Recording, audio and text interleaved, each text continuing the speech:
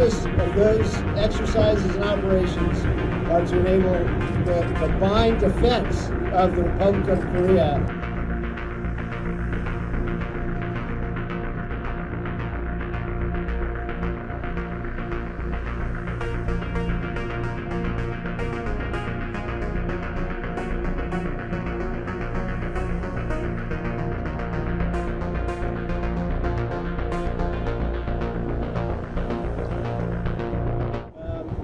Whether we had any interaction with North Koreans, we had no interaction with any North Korean forces at any point during this exercise.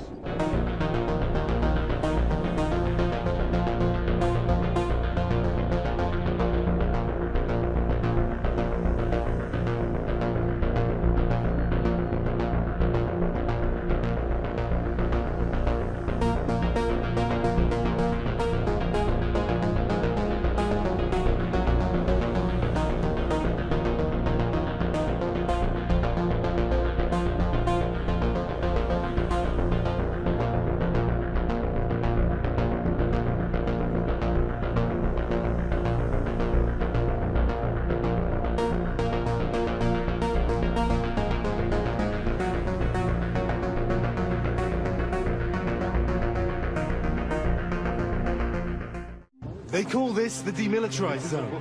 It is anything but.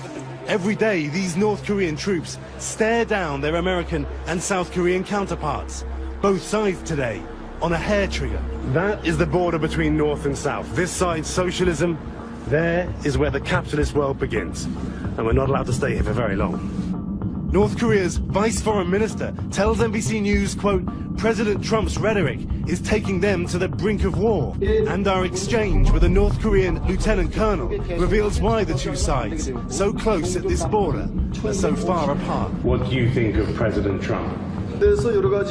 Trump is mentally ill, Lagarde tells me, and if there is a war with America, we will win. In this closed-off country, the people are hard to read. Some officials we spoke to still hope for peace. All seem braced for war.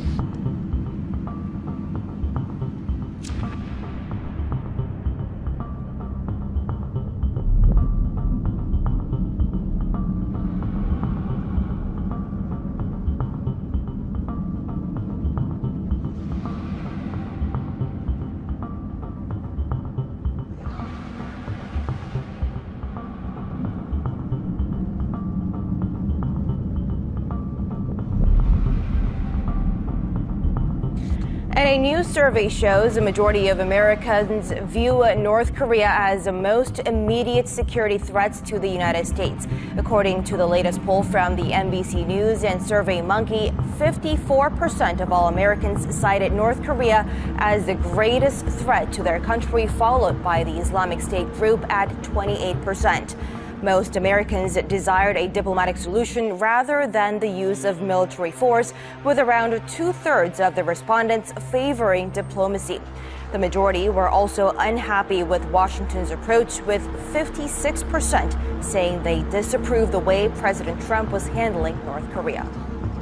It's been revealed North Korea has sent a letter to the Australian Parliament demonising the US. Political reporter Olivia Leaning is in Canberra for us this morning. Good morning, Olivia. This is an unprecedented step. It is, Jodie. This is the first time that an Australian government has ever received a letter directly from North Korea.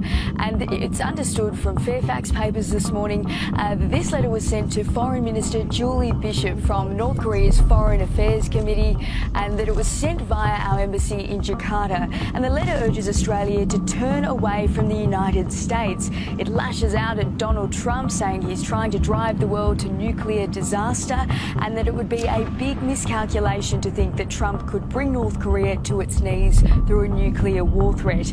Now, the government sees this as a sign that the international pressure on North Korea, particularly through economic sanctions, is in fact working, that it's growing desperate and trying to divide the international community.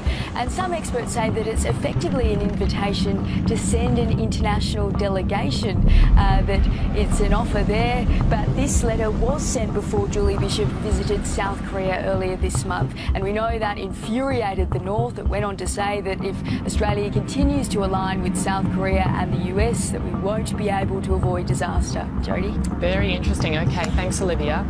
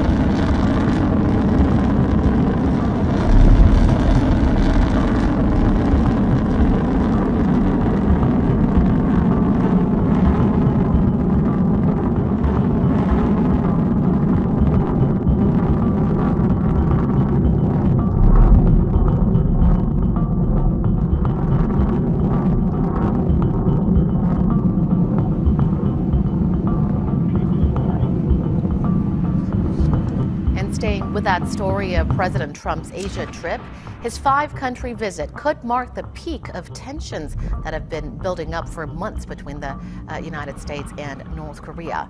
Experts also say this is an opportunity for Trump to lay a firm groundwork of his foreign policy following mixed messages sent out by members of his cabinet.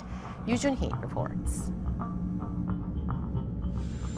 After weeks of harsh rhetoric aimed at the regime, President Trump will bring his threats to North Korea's front door when he embarks on the first Asia tour of his young presidency.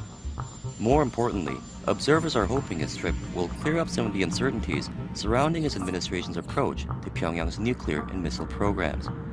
Confusion has reigned in recent weeks after President Trump and members of his cabinet delivered conflicting messages on how they plan on tackling those issues. In addition to Washington's East Asian allies, Trump is hoping to strike a deal with Beijing for its cooperation in denuclearizing the Korean Peninsula when he meets with Chinese President Xi Jinping as part of his Asia tour. A close eye is being maintained on President Xi for any changes in his stance on North Korea, with China's Communist Party Congress set to renew his 5-year term as General Secretary later this week. Economic agendas will also be on the table, with President Trump likely to see concessions over the South Korea-US free trade deal, as well as his trade with China. He could also face challenging questions on why he pulled the US out of the 12-nation Trans-Pacific Partnership Agreement and how he plans on creating an alternative trade framework. These issues will likely come to the forefront when President Trump attends a pair of regional forums, namely the APEC Summit in Vietnam and the ASEAN Plus 3 meeting in the Philippines, to wrap up his week-long visit to Asia.